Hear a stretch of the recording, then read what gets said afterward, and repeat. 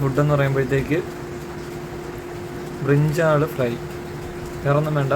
ഇതുപോലെ മുളക് പൊടി, കുറച്ച് ഉപ്പ്, കുറച്ച് മഞ്ഞൾപ്പൊടി, ഇതിൻ്റെ എല്ലാം എണ്ണയിൽ പൊരിച്ചെടുക്കുക.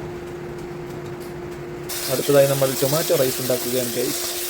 ഇത് വേറൊന്നുമില്ല, നല്ല പച്ചമുളകും ഇഞ്ചി വെളുത്തുള്ളിയും പിന്നെ ടൊമാറ്റോയും, ഒരു ടൊമാറ്റോ, ഒരു ഉള്ളി, അതായത് വലിയ ഉള്ളി, പിന്നെ ഇഞ്ചി വെളുത്തുള്ളി, ഒരു 4 പച്ചമുളക്, ഇത്രയും മതി.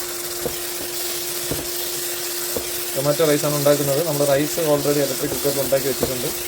ഇതൊന്ന് ഇതാവുമ്പോഴത്തേക്ക് പിന്നെ ഇതിൻ്റെ ഇഞ്ചി വെളുത്തുള്ളി പേസ്റ്റ് കൂടെ ഞാൻ യൂസ് ചെയ്തിട്ടുണ്ട്. ഇഞ്ചി വെളുത്തുള്ളി പേസ്റ്റ് കൂടെ ഞാൻ യൂസ് ചെയ്തിട്ടുണ്ട്.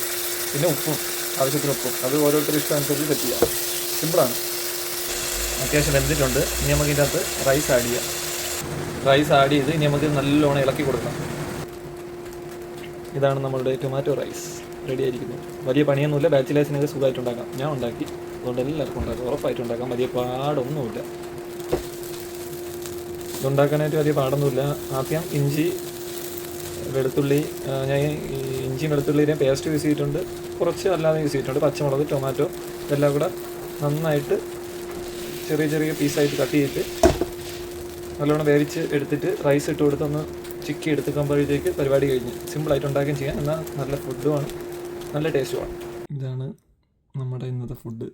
Beef, tomato rice, brinjal, yogurt. Super.